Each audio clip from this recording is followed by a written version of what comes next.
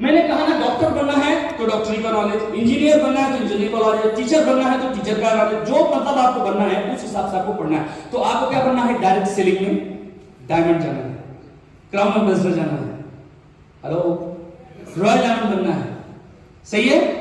अब अगर आपको एनटीसी या सीटीसी आईटीसी बनना है, जीटीसी यूटीसी बनना है, डायमंड बनना है, रॉयल डायमंड बनना है, क्राउन डायमंड बनना है, क्राउन एम्बेसडर बनना है, तो बट नेचुरल है कि आपको नॉलेज होना चाहिए।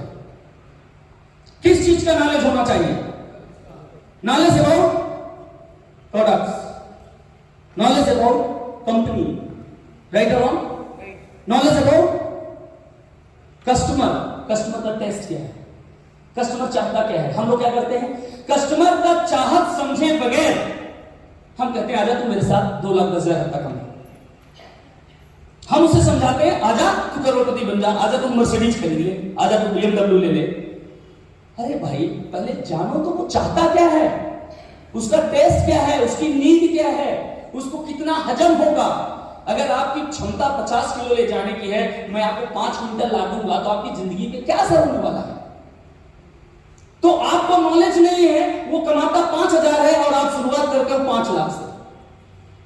ठीक उसी तरह से जैसे इंसान की क्षमता 50 केजी ले जाने की है, 5 क्विंटल रख दोगे तो मर जाएगा दब के, वैसे वो इंसान मर जाता है 5,000 कमाने वाले से बात कर 10,000 की। भाई उतना समझ में आएगा उसको, क्योंकि वहां तक वो बेचारा सोचता है कि अगर मेरी वेतन 5,000 से 10,000 हो जाए तो मेरे घर की जो ये प्रॉब्लम है, ये प्रॉब्लम से मैं बाहर निकल सकता है। वो दिन और रात 5 को डबल करना चाहता है, यानी 10,000 करना चाहता है। हम क्या करते हैं, एक मजदूर को भी पकड़ते हैं ना, उसको 2,10,000 समझाते हैं। तो हमें ये नॉलेज ही नहीं है कि किससे कैसे बात करनी चाहिए। प्रॉब्लम क्या है और दूसरा क्या है हमारे पास।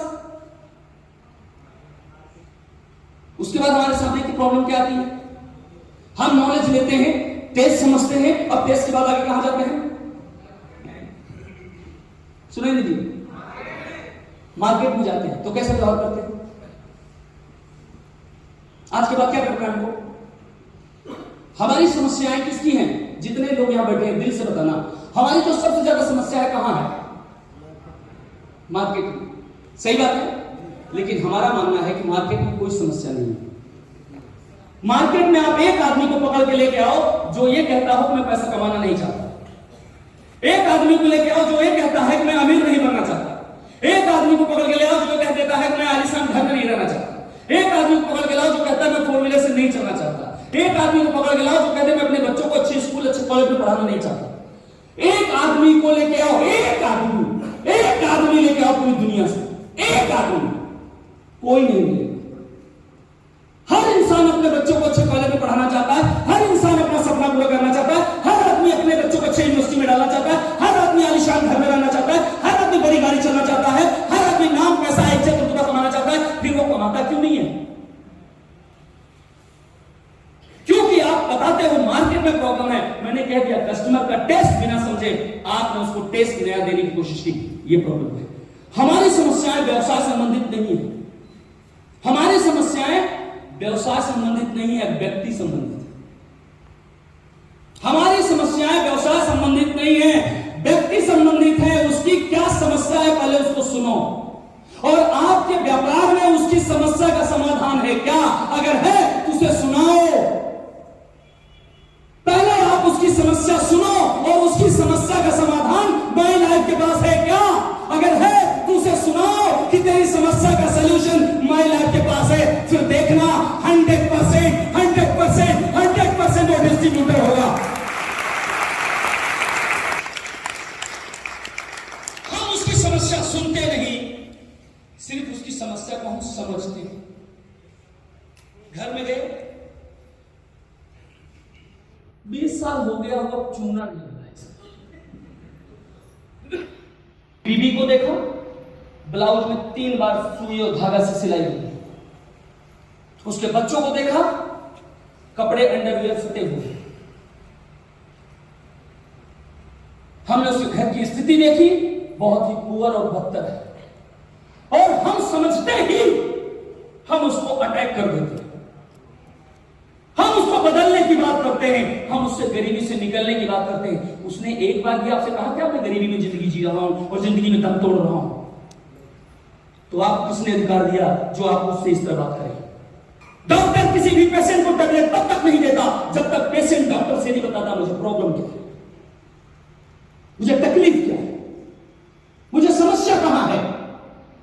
और डॉक्टर को लगता है कि उसको मेडिसिन देना चाहिए तो देता है, नहीं तो कहता है पहले जांच करा के लाओ फिर मेडिसिन लिखी जाए।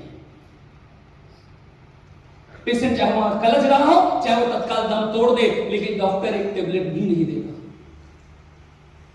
क्या देगा? पहले जांच फिर मैं टेबलेट दूंगा। You know? हेलो, सही बोल रहा हूं? तो आपके जो फेल होने का सबसे बड़ा प्रॉब्लम है, वो प्रॉब्लम ये है कि कस्टमर का टेस्ट नहीं समझते। तो हमारी जो आज की समस्याएं हैं व्यवसाय संबंधित है ही नहीं था, व्यवसाय संबंधित समस्या है ही नहीं। हमारी समस्या तो व्यक्ति संबंधित है। यदि हम व्यक्ति संबंधित समस्या को सॉल्व कर ले, यदि हम व्यक्ति संबंधित समस्या को सॉल्व कर ले, तो व्यवसाय संबंधित समस्या खुद ब खुद सॉल्व हो जाएगी। उदाहरण के तौर पर मैं 17 लाख के कर्जे में था। उदाहरण के तौर पर मैं 17 लाख के कर्जे में था। 2005 में जब मेरा स्पॉन्सर आया तो मेरी जिंदगी की दर्द भरी दास्तां सुना और उसे मैंने अपनी दर्द भरी दास्तां पूरी बताई। चूंकि एक अजनबी आया था और वो स्ट्रेंजर था, बहुत नजदीक नहीं था, मेरे किसी सगे संबंधी, किसी को भी मेरे सिवा नहीं जानता था, इसलिए मुझे अपने दिल की सारी बात उसको कहने में कोई दिक्कत नहीं हुई, कोई हेजिटेशन नहीं हुई। और वो अदर स्टेट का भी था। तो मैंने उसको अपनी सारी दास्तां बता डाली और जब मेरी दास्तां उसने सुना, मेरी स्थिति को सुना, मेरी सिचुएशन को सुना, तो उसने पलट के मुझे सॉल्यूशन नहीं दिया। उसने मुझसे पूछा कि तुम्हारी इस समस्या से निकलने का तुम्हारे पास रास्ता क्या है? तो मैंने कहा था सुसाइड। क्योंकि 17 लाख कर्ज उस समय हमारे गांव का जो खेत बिकता था वो बिकता था 1,80,000 रुपए बीघा, 1,20,000 बीघा। जो गांव की कीमत आज 20 लाख मिनिमम जमीन है, वो 1,20,000 1,80,000 की 2005 के टाइम। और मेरे गांव में हाईएस्ट जमीन जो बिकी थी 80 बिकी थी, 1,20 के ऊपर कोई नहीं खरीदा। तो 6 बीघा जमीन थी, तो 6 बीघे जमीन को इंटू कर लो। घर में ट्रैक्टर था, बैंक से लोन था, बेच नहीं सकते थे, प्रॉपर्टी भी बेच नहीं सकते थे क्योंकि वो भी बैंक के पास जमा हो गया था। तो ना ट्रैक्टर बेच सकते थे ना प्रॉपर्टी बेच सकते थे। पापा छोटी सी जॉब में पोस्टमैन थे, उनकी वेतन से घर का खर्चा ठीक से नहीं चल रहा था, तो ब्याज भरने की बात ही नहीं उठती है। बैंक का ब्याज भरने की बात ही नहीं उठती, मूलधन तो 17 लाख बना ही है। उस कंडीशन में उस इंसान ने मुझसे बार बार एक ही बात कही कि तुम्हारे पास विकल्प क्या है। और जब मैंने हथियार डाला तो उसने कहा अब इसके बाद तो जिंदगी में कोई रास्ता बचता नहीं। अगर तुम कह रहे हो मैं सुसाइड, इसके बाद तो कोई ऑप्शन है नहीं। अच्छा मुझे एक बात बताओ, अब तुम्हें डायरेक्ट सुसाइड करना चाहिए या तुम्हारे पास ऐसा कोई रास्ता मिले जहां से तुम्हारा विकल्प निकल सके? तो हो सकता है तुम्हारी जिंदगी भी बच जाए, तुम्हारा भी कर्जा दूर हो जाए। पहले मेरा टेस्ट समझा और जब उसने मुझसे इस तरह सवाल किया तो मैंने उससे कहा कैसे? क्या मैं नहीं जानना चाहूंगा कैसे? क्या कस्टमर नहीं जानना चाहेगा कैसे? क्या ग्राहक नहीं जानना चाहेगा कैसे? अरे हर इंसान जानना चाहेगा कैसे। हमने भी पूछा कैसे। उसने पावर ऑफ डायरेक्ट सेलिंग की ताकत दिखाई, 20/4 फार्मूला, ऐसे। और मैं कर्ज लेके आकर निकाल के दे दिया उसको पैसे, और आज मैं बन गया आपके सामने आईटीसी माय डियर फ्रेंड्स। तो उसने मुझे ये नहीं कहा तेरी आज की स्थिति क्या है, उसने पूछा तेरी इस स्थिति से तेरे पास निकलने का रास्ता। और जब मैंने रास्ता कहा कोई रास्ता नहीं, तब उसने मुझसे कहा कि तेरे इस रास्ते का एक विकल्प है मेरे पास, लेकिन तू चाहे तो। क्या बोला? तू चाहे तो। मेरे चाहने और ना चाहने से तेरी जिंदगी में कुछ होने वाला है नहीं, लेकिन अगर तू चाहे तो तेरी प्रॉब्लम निकल सकती है। कितने दिन में? उसने मुझे समझाया 2 साल। कितने दिन में? और मैंने खुद को बिजनेस समझने के बाद मान लिया कि 5 साल में निकल सकती है। वो समझाया 2 साल, मैंने अपने आप को मानसिक रूप से प्रिपेयर किया। कितने साल? 5 साल। वो जो रणनीति आपने सुना ना, डायरेक्ट वो रणनीति बनाई कैसे मैं 5 साल के अंदर बाहर निकल सकता हूं। और मुझे अंदर से विश्वास हो गया कि 5 साल में मैं निकल सकता हूं। लेकिन वहां इस बिजनेस के पहले तो ये लगता था 17 लाख तो बाप बेटे मिल कमाएंगे तो ब्याज नहीं दे सकते, मूलधन तो छोड़। तो वहां तो जमा करने का तो सवाल ही नहीं था पूरी लाइफ में। लेकिन इस सिस्टम को समझने के बाद एक विश्वास तो आया कि 5 साल, वो हमको समझा रहा था 2 साल, मैं अपने आप को कन्वर्ट कर दिया 5 साल। और आपको बताना चाहता हूं कि 17 लाख कर्जा 2.5 साल के अंदर उतर गया माय डियर फ्रेंड्स। मैंने पूरी ऊर्जा लगा दी अपने टीम के अंदर, 5 साल की प्लानिंग की, लेकिन टीम है से ज्यादा आ गया, बिजनेस तेज हो गया, लोग जल्दी आ गए, लोगों को जल्दी जल्दी बातें समझ में आ गई, क्योंकि मैंने एजुकेशन जबरदस्त लिया। और एजुकेशन जब लेता गया तो मैं एग्जामिनेशन देने में घर में नहीं बैठता था। मैंने देखा 90% लोग ट्रेनिंग में जाते हैं, बैठते हैं और फिर घर में जाके हाथ पैर धो के बिस्तर में सोने लगते हैं। इस बिजनेस के बारे में सोचना ही बंद कर देते हैं, वो सोचना ही बंद कर देते हैं। इसलिए उनके जीवन में एजुकेशन का कोई महत्व नहीं है और इस एजुकेशन का कोई मतलब नहीं निकलता। विनय मिश्रा को बहुत अच्छी तरह याद है कि मैं आज भी कहीं भी कोई एजुकेशन लेता हूं, आज भी मैं कोई बुक्स पढ़ता हूं, तो उस बुक को पढ़ने के बाद मैं अपने अंदर एक चेंजिंग लाता हूं, एक चेंज करता हूं खुद को। और आज तक मेरे जीवन का ऐसा कोई सफर नहीं रहा जिस सफर में हम 1 या 2 या 3 किताब खरीदते ना हो। अभी तक की लाइफ में मैं जब भी जाता हूं, कहीं भी जाता हूं, चाहे एक ही बुक परचेज करूं, लेकिन करता हूं। और करने के बाद चाहे मैं उसका 2 ही पेज पढ़ूं, पढ़ता जरूर हूं। और जब तक मैं तब तक पढ़ता हूं जब तक उस पेज से, उस किताब से मुझे कुछ नई चीज मिलना चाहिए। मैं तब तक पढ़ता हूं जब तक उससे कुछ मिल ना जाए। अगर एक ही विचार समझ में आ गया तो किताब का पैसा वसूल, किताब किनारे रख देता। मेरा पैसा हो गया खरीदने का, मेरा प्रॉफिट हो गया, मेरा फायदा हो गया।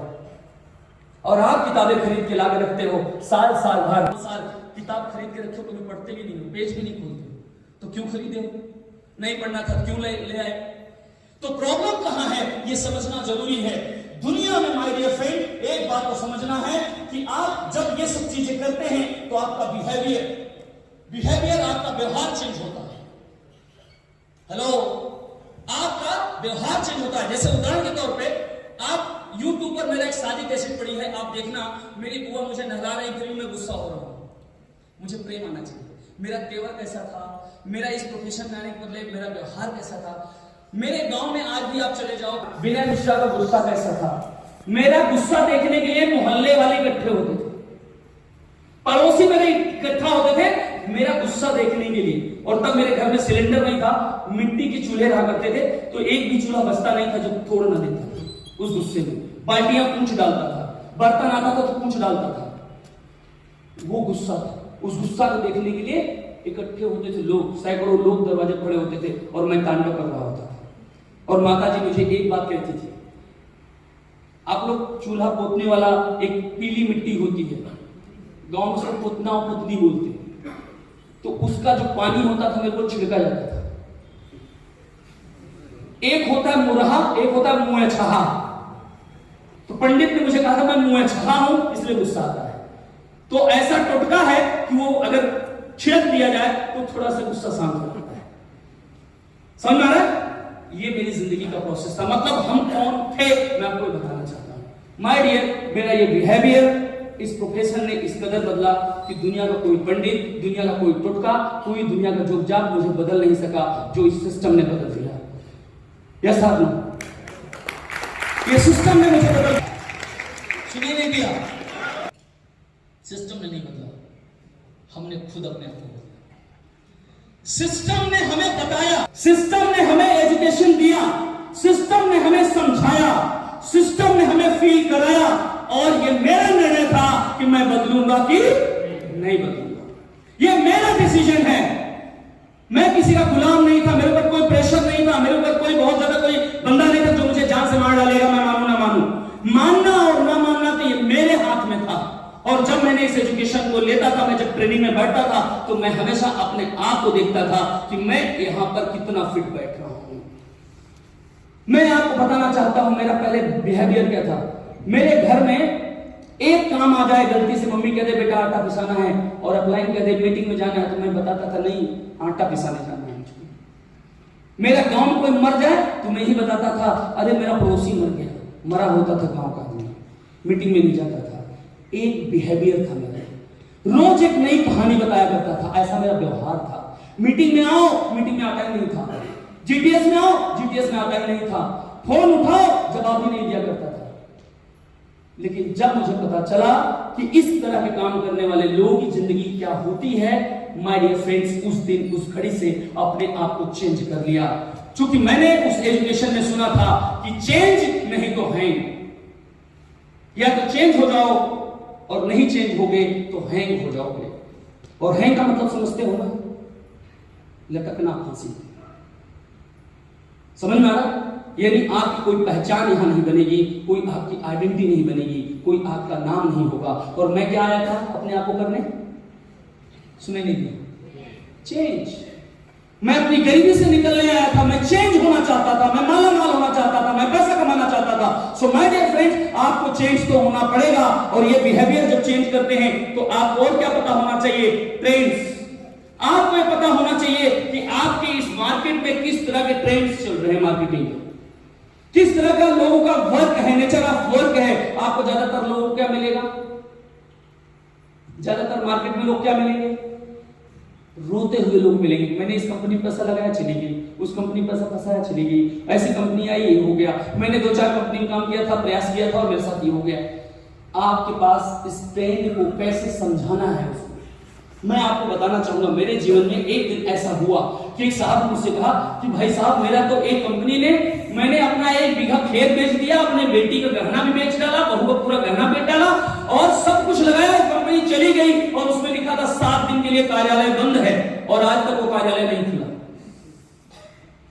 तो मैं सिर्फ मुस्कुराता रहा। वो आग पे आग, आग पे आग, आग पे आग, मतलब एकदम जैसे लग रहा था मैं ही उस पैसे को लूटा। ये बादशाहपुर कहानी है, बुढ़िया का नारा पड़ता है, वहां की कहानी है ठाकुर साहब घर की, और अपनी दर्द भरी दास्तां बता रहे थे, और जितना बता रहे थे उतना ही गुस्सा होकर गाली भी दे रहे थे। मैं सिर्फ सुन रहा था, साइलेंट होकर सुन रहा था। जब वो बोलते बोलते थक गए तो मैंने मुस्कुरा कर कहा, कुछ और कहना है आपको? तुमने कहा नहीं, लेकिन मैं आपको कुछ सुनने वाला नहीं हूं। हमने कहा फिर चलता हूं, नमस्ते।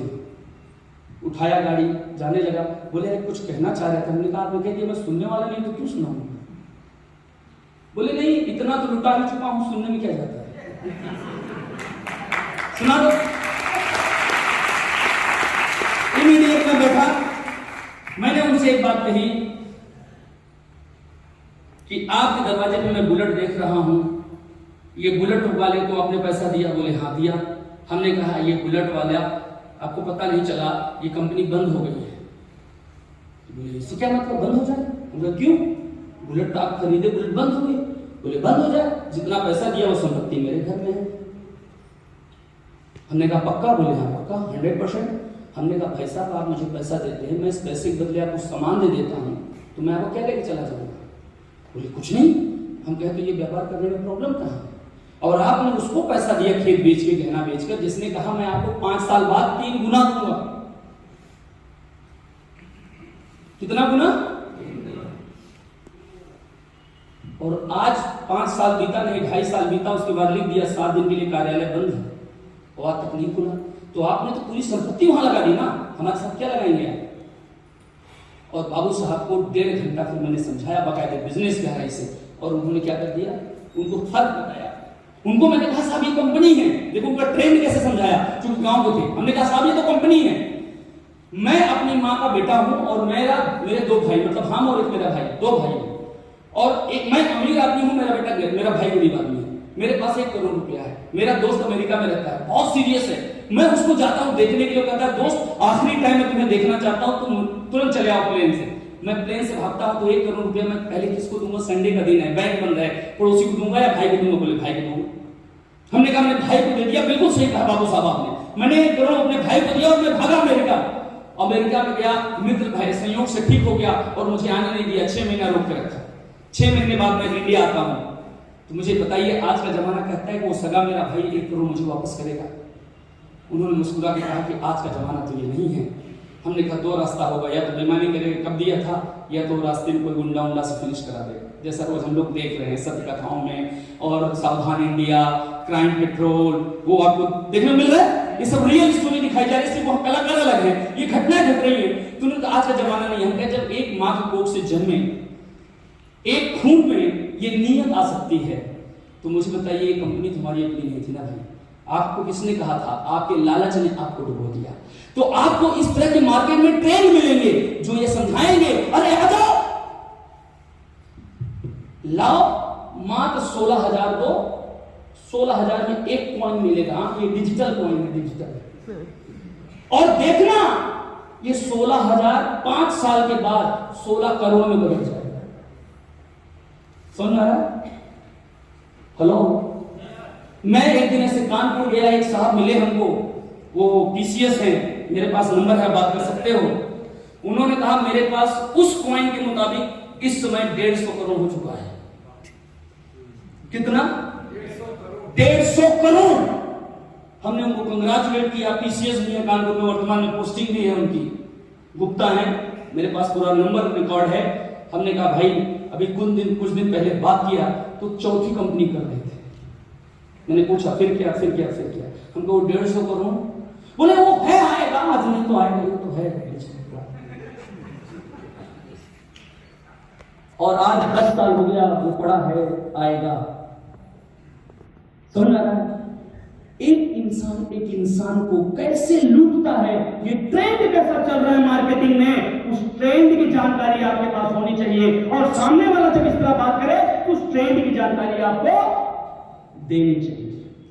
जब आप एक जानकारी देते हैं तब इस प्रोफेशन में आप बिलीव पैदा करते हैं। और माय डियर फैशन, कुछ लोग होते हैं, मैं आपको बताना चाहूंगा, मैंने नया कोट पैंट खरीदा था अपने गांव में, और पहले मोहड़ी ऐसी होती थी, बड़ी बड़ी, जब चलते हैं कुछ बोलती थी। हाँ, फिल्मों देखा है, अमिताभ बच्चन वाली फिल्मों का ज्यादा दिखता है अमिताभ का, बेल बॉटम।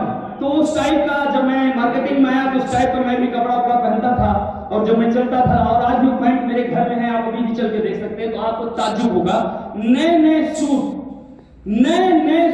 ब्रांडेड सूट घर में पड़े हैं, पहनता नहीं हूं क्योंकि वो फैशन ओल्ड हो चुका है। लेकिन कुछ लोगों को मैंने देखा, जब अपनी बीवी लाने गए थे, आज से 25 साल पहले जो सूट पहनते थे, आज भी मीटिंग में वही सूट पहन के आते हैं। मतलब फैशन क्या चल रहा है, जिंदगी लीडरशिप की क्या चल रही है, वो आदमी अटका हुआ है 4,000 5,000 के सूट में।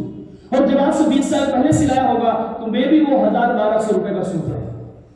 लेकिन वो 1,000-1,200 से बाहर निकल नहीं पा रहा है। वो आज भी मीटिंग में आता है तो अपनी शादी वाला सूट पहन के आता है, बड़े शान से कहता है मेरा शादी वाला ही सूट है। खुद को वो फैशन के मुताबिक अपने आप को एडजस्ट नहीं कर पा रहा है। अर्थात आपका रोल क्या है, आप लीडर हो। और मैं, आप जिस इंसान से बात कर रहे हो, मैं जब अपनी बसंती को लाने गया था तो इतनी गरीबी थी कि मेरे पास सूट नहीं था। आज मेरे घर में इतना सूट है कि आप देखोगे तो आपकी आंखें फट जाएंगी कि एक अकेला इंसान कितना सूट पहनता है, और उसका नंबर 1.5 साल 2 साल में आता है, एक ही होता है। इतना सूट है, और अभी भी आदत गंदी है, जाता हूं पसंद आता है तो सूट खरीद लेता हूं, जाता है पसंद आता है तो सूट खरीद लेता हूं। आदत इतनी गंदी है, जानते फैशन। हम लोग इतने फैशन वाले हो गए, मालूम नहीं था कभी जिंदगी में। जब मैं अपनी बीवी को लाने गया था ना, तो जूता खरीदा था लिबर्टी का लाल वाला 500 रुपए का। 500 का स्लीपर मेरे बच्चे आज पहनते हैं, ये फैशन है माइडिया से। मेरे पप्पा 2,500 का स्लीपर पहनते हैं। मेरे पिता ने लखानी और रूपानी के अलावा जिंदगी में कोई स्लीपर नहीं पहना है। लेकिन इस इंडस्ट्री में जब मैं पैसा कमाता हूं, एक लीडर जब पैसा कमाता है और कमाने के बाद अगर उसमें कोई फैशन नहीं आता, वो कल भी वही सोच थी, आज भी वही सोच है, उस पैसे का कोई मतलब नहीं है। अभी जिस तरह के पास एक मोबाइल है, आज का फैशन आया है, एक मोबाइल आया है फैशन में, जानते हैं कौन सा? Galaxy Z3 5G। इसकी कीमत है 1,71,000 रुपए। नेट पर आप सर्च कर लेना, 1,71,000 रुपए MRP है, उसकी कॉस्ट है मिनिमम 1.5 लाख रुपए। अभी मैं वैष्णो देवी गया था, वैष्णो देवी में मेरा आईफोन रास्ते में चोरी हो गया, अंबाला पहुंचते हरियाणा और अंबाला के बीच में मेरा 1 लाख का मोबाइल आईफोन 7 प्लस चोरी हो गया। और मैं जब खरीदा तो उस पर सोचा ही नहीं, मैं हंस रहा था, गुनगुना रहा। पापा कहे क्या बात है, हमने कहा इतना टेंशन लो। पापा ऐसे टेंशन में बैठ गए। हम कह रहे जो गया उसके लिए बहुत टेंशन ले लें, आने वाला तो है। और इलाहाबाद आते ही मैंने तुरंत उसी दिन 12 को ही बुकिंग कराई, और उस मोबाइल जो 1,71,000 उससे महंगी मोबाइल अभी फिलहाल इलाहाबाद में नहीं है, वो मोबाइल आज हमारे हाथ में है। 12 तारीख को मैंने पैसा पे कर दिया था। 12 को पहले मोबाइल लेना है और मोबाइल आईफोन नहीं लेना है, 1.25 लाख का नहीं लेना है। जिस के हाथ में मोबाइल है वो आप देख सकते हो बाद में कि 2.25 लाख की मोबाइल है और इसका पूरा एसेसरीज तो ये पहुंच जाएगा पूरा 2 लाख। एसेसरीज अभी इसका नहीं आया है, मैं ऑर्डर दे दिया हूं, आने वाला है। यानी जिंदगी में मेरे पापा जो नौकरी किया करते थे, मेरे पापा का जो वेतन था 8600 रुपए, 40 साल भारत सरकार की नौकरी किए थे, 40 साल भारत सरकार की नौकरी किए थे और पूरी नौकरी में उनको साल भर में 1 लाख रुपए भी पूरा नहीं मिलता था। 12 महीने की मेहनत के बाद उस कर्मचारी को 1 लाख रुपए भी नहीं मिलता था। न मेरे पिता ने जाना था, न उनका बेटे ने जाना था कि एक दिन ऐसा आएगा कि हाथ में 2 लाख की मोबाइल चलेगी। माय डियर फ्रेंड्स, तो फैशन आपकी जिंदगी में, आपका जो सोच, आपकी जो थिंकिंग है, आप पैसा कितना कमाते हो ये इंपॉर्टेंट नहीं है। उस पैसे के कमाने के बाद आप में कितना एटीट्यूड, आपका बिहेवियर, आपकी थिंकिंग, आपका ट्रेंड कैसे चेंज होता है, कैसे बदलता है, यही है वो नॉलेज। मैं ये सोच सकता था कि 1 लाख की मोबाइल चोरी हो गई, अभी 25,000 का ले लो, बहुत है। फिर चोरी हो गई तो अरे हो जाए। मैं कमा रहा हूं लाखों करोड़ों रुपए और मैं अपनी जिंदगी में सोच रहा हूं चोरी हो गई तो हम ही मर गए तो इसका सुख कौन भोगेगा? बीवी बच्चे भोगेंगे। तो पैसा कमा रहा हूं और मैं सोच सोच के चोरी हो गया तो, टूट गया तो, फूट गया। अरे ये जिंदगी होती नहीं। इस डर से क्या क्या छोड़ देंगे, क्या क्या करना बंद कर देंगे। सो माय डियर फ्रेंड, छोटी सोच वाले लोग छोटी बातें करते हैं, बड़ी सोच वाले लोग बड़ी बातें करते हैं। हमेशा इस बात को याद रखना है। यही बिहेवियर, यही एक्टिविटी दर्शाता है उसकी थिंकिंग क्या है। क्योंकि जब ये नॉलेज आया तो मेरा क्या बदला?